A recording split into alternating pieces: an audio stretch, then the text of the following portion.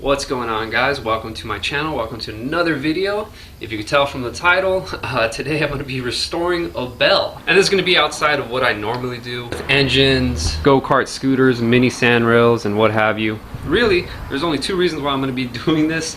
It's one, I'm waiting for parts on all my projects. Go-kart needs tires, so I could do the engine, so I could do the drivetrain system, so I could do pretty much everything else. The GoPed, I'm waiting for the carb, the fuel lines, and the spark plug. The mini sandrail, I'm waiting for the tires, some stuff with the carb, and really just minor adjustments that I need to do, but I can only do them while I'm test driving it. So yeah, and that's pretty much it. All my projects are in limbo state because I'm just waiting. But since I love to restore stuff, I love to be in the garage. I'm kind of giddy with excitement to do something, and I just need to get out and be in here for a while. What better way to do that than restore something as simple and as cool as a bell? Without further ado, this is it. It's pretty old. I mean, I can only assume that it's pretty old because everything is metal. Usually the new bells that I've seen on Amazon have like a plastic footing or a base. This does not. This is all metal. Like literally all the pieces are metal. What better way to restore it than make a video out of it? Now, originally I was really excited to do this project for one reason, and that was that I was finally going to be able to use my powder coating system that I got at the swap meet for like 10 bucks. Haven't actually painted, but I have tested it to make sure the gun works, the controller works, the foot pedal works, everything works. But one big issue that I was kind of scared of was the fact that the powder coating paint was actually going to affect the bell. And here's what I mean. If I coat this with a powder coating which is thicker and much more durable, it will be resistant to scratches and all that stuff. Here's what I was worried.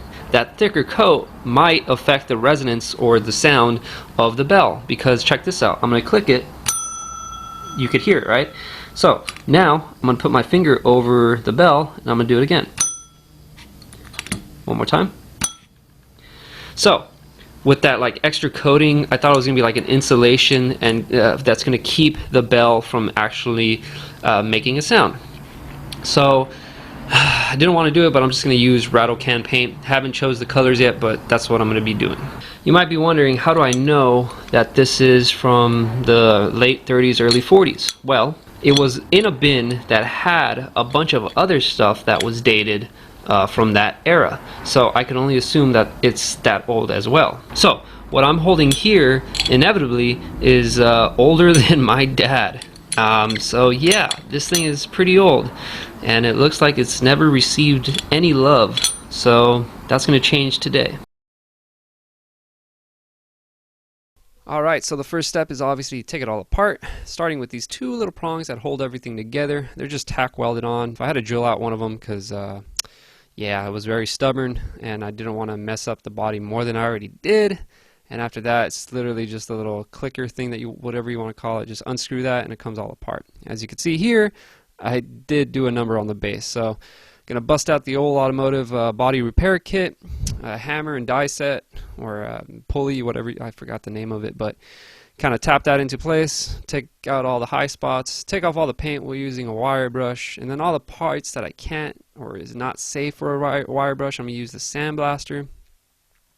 And then yeah, pretty much just clean up all the rust, surface rust that's on there, all the old paint, all the tough spots I can't get to.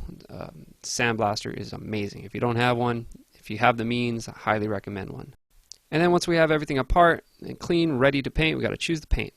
And for the base, I'm going to go with the gloss black, and for the actual bell, I'm going to choose gloss red, just because it's more noticeable.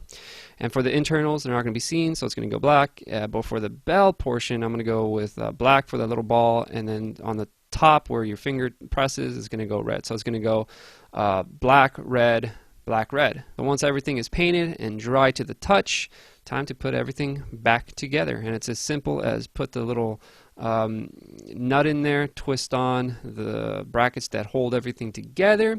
Once we got that, put the hammer back in. I did put a little bit of caliber grease, as you can see, and since I took out the tack welds, I'm just going to epoxy it back because I don't want to tack weld it since it's already painted.